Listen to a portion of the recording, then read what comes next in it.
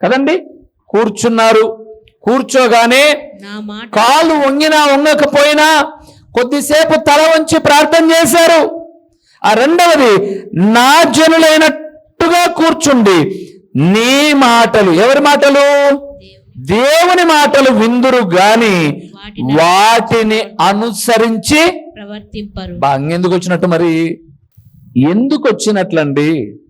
మరలా చెప్తున్నాను, చాలా పర్యాయం నా నోటి నుంచి మాట వచ్చింది, అక్షరాల జరిగే మాట ఇది. మీరు దేవుని మాటలు నిర్లక్ష్యం చేస్తే భూమి మీదనే నరకం అనుభవించాలి ప్రియులారా.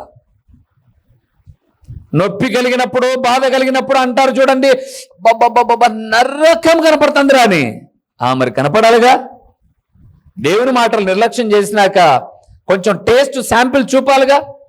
బేకరీకి వెళ్ళినప్పుడు ఇది మంచి స్వీట్ అనడానికి కొంచెం కోసిస్తాడు కదా, అలాగా టెస్ట్ అన్నమాట. ఇక్కడ నా జనులైనట్టుగా కూర్చొని వింటారు కానీ వాటిని అనుసరించి ప్రవర్తింపరు. అదే సమయంలో వారి నోటితో ఎంతో ప్రేమ డబ్బా తేనె కారుతుందంటండి. మాట్లాడితే కొంతమంది తేనె కారేటట్టుగా. ఎవరైనా బాధలో ఉంటే యేసుప్రభు నమ్ముకోక, ఈ అక్క నమ్ముకొని ఏం ఉద్ధరించిన కుక్క, ఈ కుక్క నమ్ముకొని ఏం ఉద్ధరించరా? ఆ అక్కకి చెప్తాంది సువార్త. ఆ అక్క అనుకుంటుంది, నువ్వు నమ్ముకొని నోట్ నిండు తాకేసుకుంటున్నావు, పనికి మాలిందానా, నన్నేమి నమ్ముకోమంటావు నువ్వు అని ఆమెకు తెలుసు. కానీ గట్టిగా అనదనమాట. ఎందుకంటే బాధ లేదు, బాధలో ఉంది. అప్పుడంటే ఏం లాభం? అయ్యా నా కొడుకు నా మాట వినడు. నువ్వు దేవుని మాట వింటే కదా, నీ కొడుకు నీ మాట వినేది. మరి నా పిల్లలు నన్ను అస్సలు పట్టించుకోలే. నువ్వు దేవుని పట్టించుకుంటున్నావా? నువ్వు పట్టించుకోవు దేవుణ్ణి. నోటితో కళ్ళబొల్లి మాటలు, లోకంలో అంటారు చూడండి, నంగనాసి మాటలు మాట్లాడడం తప్పితే నీ బతుకులో ఏ ప్రవర్తన లేదు. ఇక్కడికి వస్తుంది, ప్రభు యొక్క శరీర రక్తం తింటివి, బయటికి వెళ్ళి సిగరెట్ తాగితివి, బీడి తాగితివి. రక్తం పడుతున్న సిగ్గురాదు.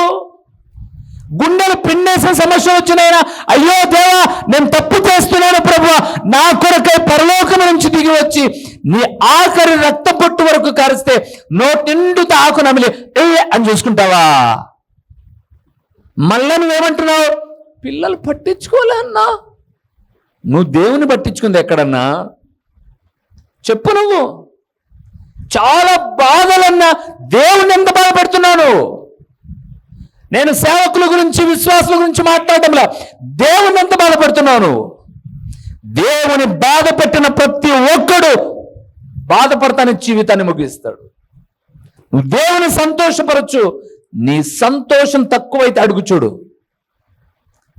దేవుని సంతోషపరచు. నువ్వు దేవుని మాట విని నోటితో ప్రేమ కనపరిచి, లాస్ట్ లైన్లో చెప్పాడు, వారి హృదయమును ఏం ఆశించుచున్నది?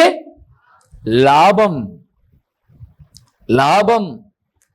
దేవుని నమ్ముకుంటే కష్టాలు ఉండవంట. లాభం కావాలి. మరణమైన లాభం అన్నాడు భక్తుడైనటువంటి పౌలు ఫిలిప్పీలకు రాసిన పత్రిక 1:19-20. ఒక్కటి గుర్తుపెట్టుకో. ఎక్కడైనా నాకని చెప్తానండి. నేను అక్కడనే వాళ్ళని కదా, ఇక్కడ కూడా చెప్తా.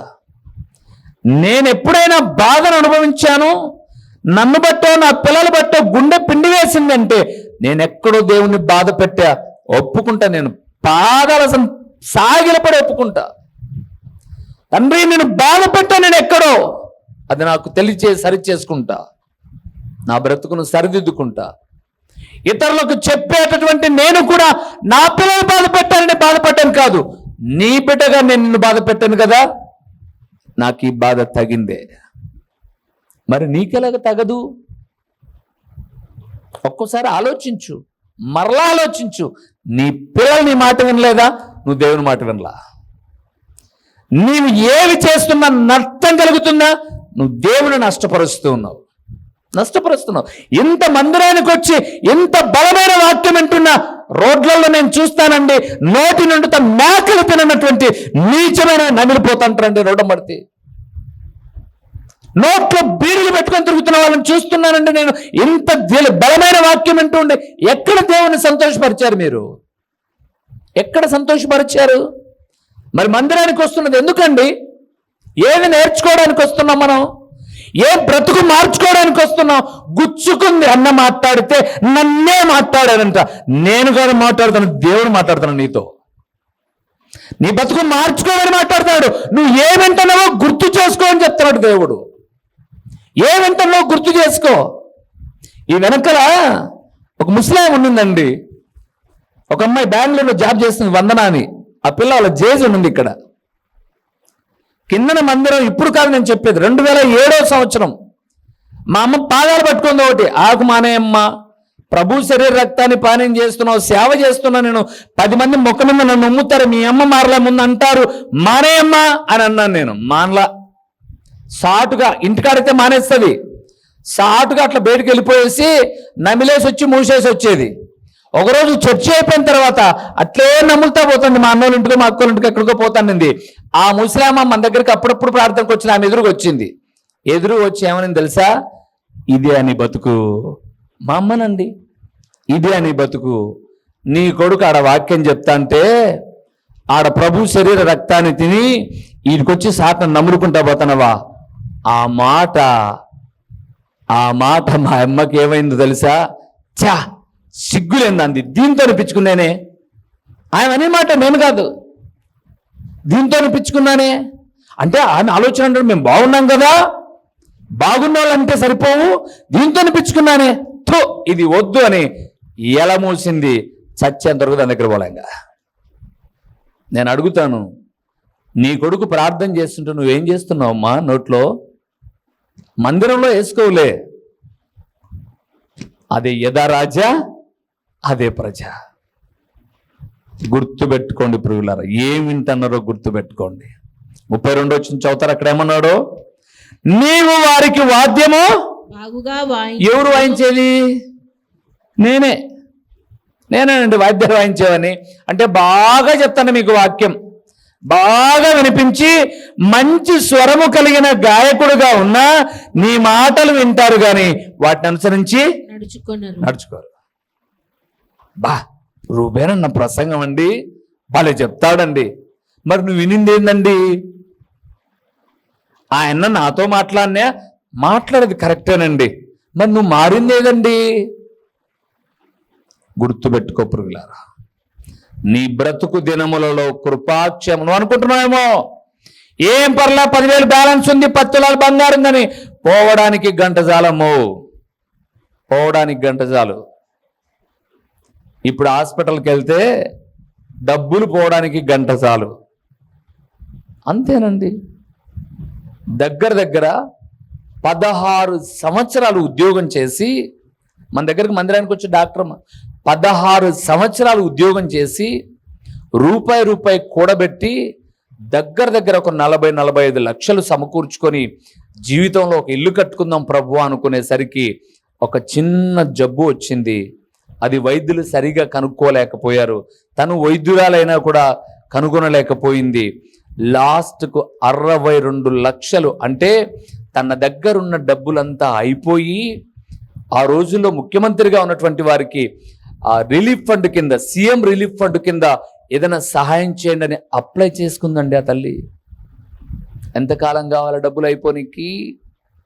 62 లక్షలు పిచ్చలుగా అయిపోయాయి. దేని చూసుకుని అతిశయపడుతున్నావు నువ్వు? ఇల్లా వాకిలా? వింటున్న మాటలకు విధేయత ఎంతగా ఉన్నావు? పోవడానికి ఎంత టైం కావాలి? కరోనా టైంలో ఎంతమంది కోటీశ్వరులు తమ వెంట ఎన్ని మూటలు తీసుకెళ్లారు? లాస్ట్కు కన్న కొడుకు కానీ, కన్న భార్యతో చేసుకున్న భార్య కానీ, పిల్లలు కానీ చూడకుండా ప్లాస్టిక్ కవర్లో పెట్టి కుక్కని ఈడ్చినట్టుగా ఈడ్చి దుమ్ములో పడేసి జేసీబీలతో మట్టి దొబ్బారు. బుద్ధి రాదు మనకు? విన్న మాటల ప్రకారంగా మారం మనం? దేన్ని బట్టి అతిశయపడుతున్నావు? దేన్ని బట్టి అతిశయపడుతున్నావో అక్కడ పడుతుంది కాటు. గుర్తుపెట్టుకో. అందగత్తనని ఆశపడ్డావనుకో పడుతుంది ఏటు. డబ్బున్నోని అతిశయపడ్డావనుకో పడుతుంది ఏటు. ఏదైనా సరే బాగా చదువు జ్ఞానం అనుకున్నావు పడుతుంది ఏటు. నేను మంచి వాక్యగానిలే, ఎవరినైనా ఎట్లయినా మాట్లాడచ్చు, పడతాది ఏటు. దేవుడు చెప్పమన్నది చెప్పాలా, నోరు మూసుకొని కూర్చోవాలా. చెప్తే వాళ్ళ డబ్బులు ఎవరన్నా, కానుక ఎవరన్నా, కానుక కాదు ఇక్కడ ముఖ్యం. ఏం వింటున్నారు మీరు? ఎవరిని గురించి వింటున్నారు మీరు? ఏం వింటున్నారు? ఇన్ని రోజులు విని ఎన్ని మాటలు బైబిల్ చదివారు మీరు? ఎన్ని మాటలు చదువుతూ ఉన్నారు మీరు? ఎన్ని మాటలు దేవుని లేఖనాలు పఠిస్తున్నారు మీరు? ఏమన్నా నిజంగా ఒక అధ్యాయం కూడా చదవనంత బిజీ షెడ్యూల్స్ ఉన్నాయా మీ స్టడీస్లో? ఉన్నాయి. ఒక అధ్యాయం కూడా రోజుకు చదవలేనంత బిజీ షెడ్యూల్స్ ఉన్నాయా మీ చదువులో? అంటే అధ్యాయం కూడా చదవలేనంత బిజీలో ఉన్నారా? లేరు మీరు. కానీ మీకు లేదు ఆసక్తి. మరి కృప తర్వాత క్షేమము అని ప్రార్థన చేయగానే గాలి కొట్టిన బెలూను జట్టింత ఉబ్బితివి. ఏం లాభం? ఏం లాభం? అంత ముళ్ళు గుచ్చుకున్నదంటే గన నువ్వెంతనా కొడతాను పోతానే ఉంటుంది. అది జ్ఞాపకం చేస్తున్నాను ప్రియులారా. బ్రతుకు దినములలో కృపాక్షేమములు కలగాలి అంటే దేవుని వాక్యాన్ని చదవాలి, విని భయముతో ఆ ప్రకారంగా నడుచుకోవాలి. వినాలండి. ఎప్పుడు సమయం దొరికితే అప్పుడు మీకు మరలా చెప్పమంటారా? సందర్భం వచ్చింది కాబట్టి చెప్తున్నాను. ఎందరో తల్లులండి, రాష్ట్ర వ్యాప్తంగా ఎందరో 70 సంవత్సరాలు పైబడిన వయస్సు కలిగిన వాళ్ళు. నేను మొన్న వెళ్ళాను కదా హైదరాబాద్కు. 70 సంవత్సరాల వయస్సు కలిగిన ఆయన, వేళ్ళన్నీ వాపులు ఉన్నాయండి. ఆమెకు రిటైర్డ్ ఎంప్లాయ్, వేళ్ళు కాళ్ళు అదేదో ఒక చిన్న బలహీనత, వాపులు వచ్చాయి. ఆమె అండి 8 గంటలకు టీవీ దగ్గర కూర్చొని ప్రతిరోజు పేపర్లో రాస్తుందండి, పరీక్షలు రాసినట్టు. ప్రతిరోజు వాక్యం రాసుకుంటుంది. నేను నిన్ను ప్రతిరోజు అనట్లా, కనీసం వారములో 2 రోజులన్న దేవుని మాటలు వినడానికి. మనకంత తీరిక లేకపోతే ఒకరోజు తీరిక చేసుకొని ప్రార్థించిన వినడు ప్రియులారా. మీ జాబులు ఎంత బిజీ అయిపోయారండి మీరు? ఎంత బిజీ అయిపోయారంటే దేవుని పాదాల చెంత శిరము వంచలేనంత బిజీ అయిపోయారు. కాండి మరలా చెప్తున్నాను చూడండి. ఏదైతే మీరు దేవునికి కన్నా ఎక్కువ ప్రియారిటీ ఇస్తారో అది మీకు ఒక రోజు ఏమవుతుంది? చెప్పండి, ఏమవుతుంది? దూరం అవుతుందండి. దేవుడు ఎక్కడ అతిశయపడతా అక్కడ కొడతాడండి. ఆయన ఎక్కడ అతిశయపడతా ఆడ పడతాది ఏటు. అప్పుడు కనుక మేలుకున్నాం అనుకో, ఇంకొక ఏటు రాకుండా జాగ్రత్త పడచ్చు. అప్పుడు కూడా అతిశయపడ్డాం అనుకోండి, మళ్ళీ ఏమవుతావో నాకు తెలియదు. దేవుడు అంటున్నాడు, బ్రతుకు దినములలో కృపాక్షేమములు వాక్యము చదువుట వలన, వాక్యము వినుట వలన. మూడవది ఏంటో చెప్దామా? అక్కడే ఉపదేశకాండం 31వ అధ్యాయము 13వ వచనం ప్రియులారా. 31:13 వచనం. నేను చదివించే ప్రతి చోట బ్రతుకు దినములన్నీ అనే మాట ఉండకోకుండా ఉండదు ప్రియులారా. 13వ వచనం 31:13. అలాగు నేర్చుకొని ఎడల దాని నెరుగని వారి సంతతి వారు దానిని విని మీరు స్వాధీనపరచుకొనుటకు యోర్దానును దాటపోచున్న దేశమున ఆ మాట మీరు బ్రతుకు దినములన్నీ మీ దేవుడైన యెహోవాకు భయపడుట నేర్చుకుందురు. మూడవది ప్రియులారా, భయపడుట నేర్చుకోవాలి. బ్రతుకు దినాల్లో ఏం నేర్చుకోవాలి? భయపడుట. మీకు వివరిస్తాను. యోసేపు బైబిల్ గ్రంథంలో ఫలించడి కొమ్మ. ఆయన 13 సంవత్సరాల వయసులో ఐగుప్తు దేశానికి అమ్మబడ్డాడు, మిద్యానీయులకు. అక్కడ చాలా కాలం తన యవ్వన ప్రాయం అంతా అక్కడే కొనసాగింది. తన జీవితం అంతా అక్కడే కొనసాగుతూ ఉంది. ఆయన ఒక ఇంట్లో పనిచేయడానికి వెళ్ళాడు. అది పోతిఫర్ ఇల్లు, మనకు తెలుసు. ఆ ఇంట్లో ఉన్నటువంటి ఆ స్త్రీ ఎప్పుడూ ఈయన మీద కన్ను వేసి ఉంచి ఉంది. అది మనకు తెలుసు, మనకు తెలియని విషయాలు కాదు. ఒక దినాన ఇంటిలో ఎవ్వరూ లేరు, ఇంటిలో ఎవ్వరు లేరు. ఈయన ఇంట్లో ఏదో పని నిమిత్తమై వచ్చాడు. ఆ ఇంట్లో ఆ స్త్రీ, ఈ పురుషుడే ఉన్నారు. తలుపు దగ్గర నిలబడింది. లోపలికి వచ్చాడు, తలుపు దగ్గర నిలబడింది. అంటుంది, ఎన్నో రోజుల నుంచి వెతుకుతున్నాను, దొరికావు ఈరోజు ఒంటరిగా, దా పాపం చేద్దాం అని అనింది.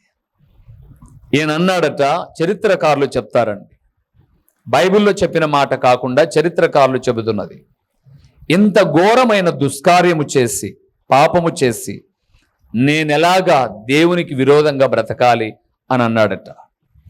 ఐగుప్తీయులు తమ గదిలలో, అంటే పడుకునేటటువంటి బెడ్రూమ్లలో, హాల్లో, కిచెన్లో, ప్రతి చోట వారి విగ్రహాలు ఉంటాయట. అంటే ప్రతి పనిలో వాళ్ళ దేవుడు వాళ్ళని కాపాడుతాడని ఒక సెంటిమెంట్ చేత ప్రతి చోట దేవుని విగ్రహం, వాళ్ళ భౌతికమైన విగ్రహాలు పెట్టుకుంటారట.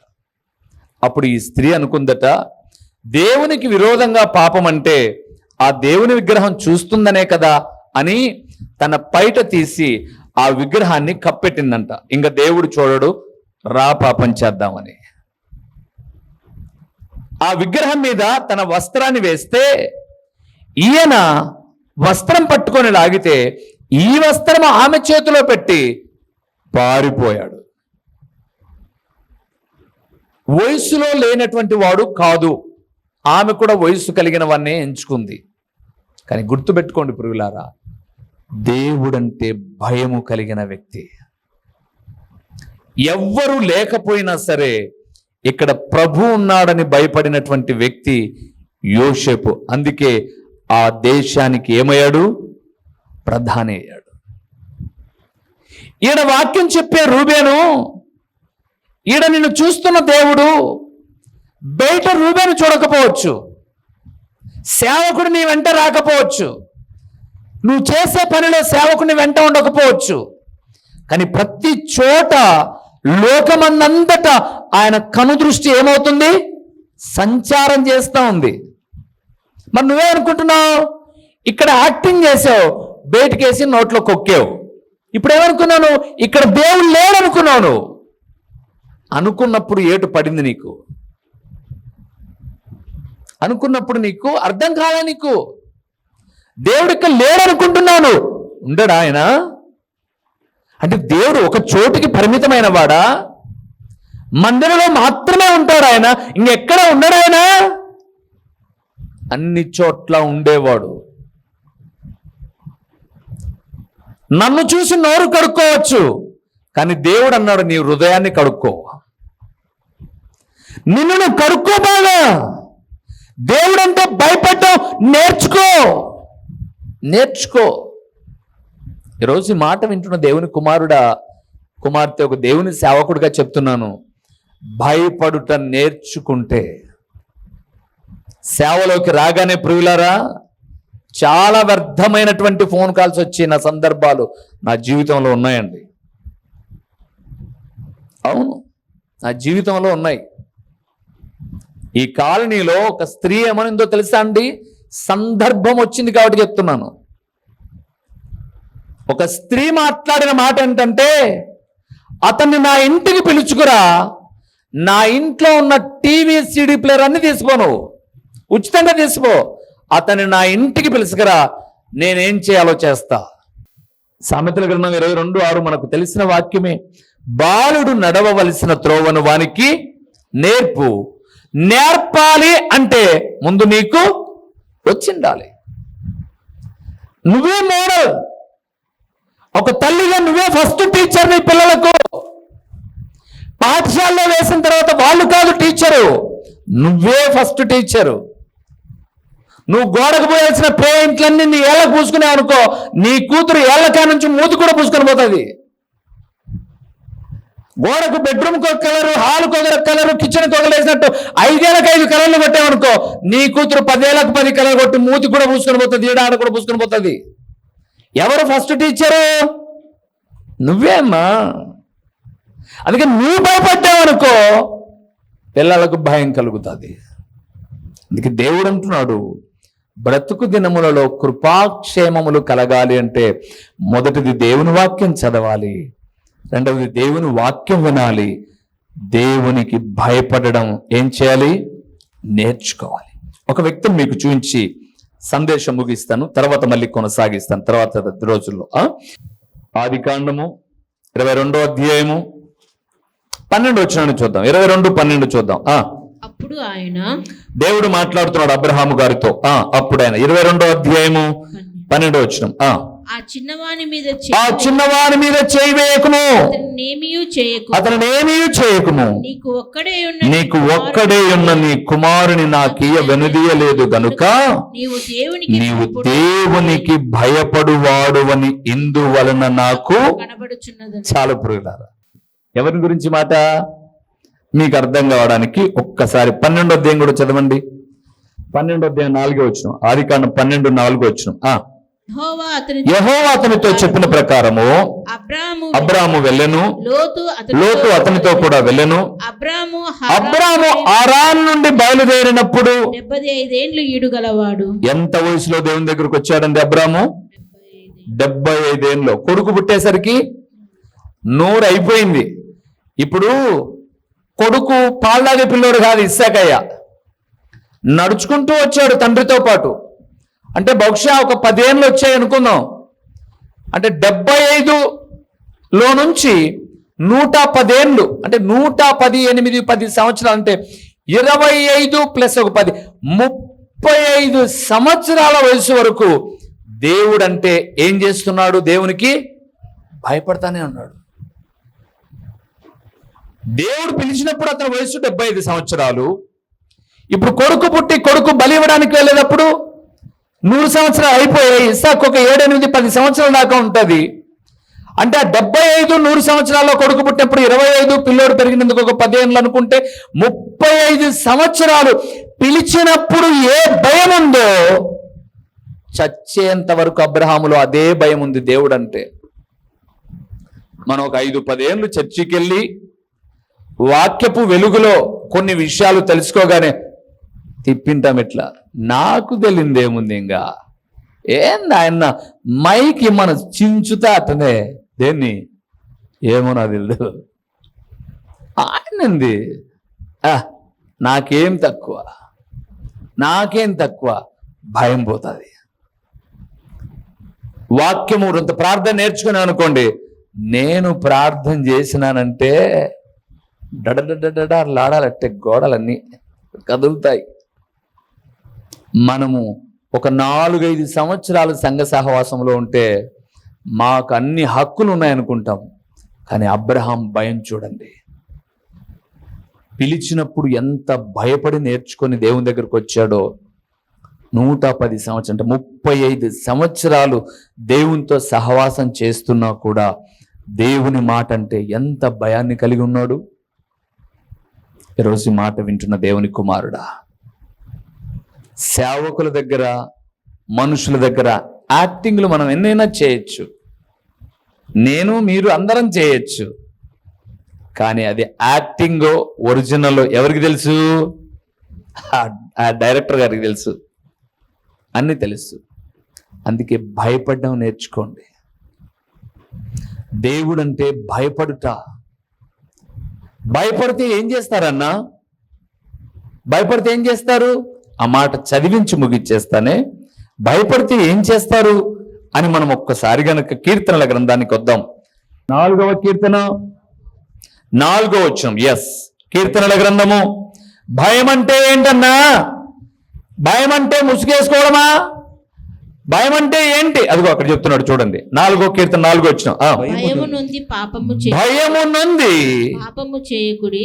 భయం అంటే ఏంటి? పాపం చేయకుండా బతకడం, నీతిగా బ్రతకడం, దైవ క్రమంలో బ్రతకడం. అట్లా బ్రతికితే జోబేన్ ఎండదు బ్రదర్. జోబేన్ ఎండకపోతే కడుపు కొడతాడు బ్రదర్ దేవుడు. జోబి నింపుకున్నదంతా ఖాళీ చేయడం కూడా దేవునికి తెలుసు బ్రదర్. అందుకే భయపడాలి. దేవా, నాకు కలిగిన వాటితో సంతృప్తి చెందుతాను, చాలు. నువ్వు నమ్మదగిన దేవుడవు.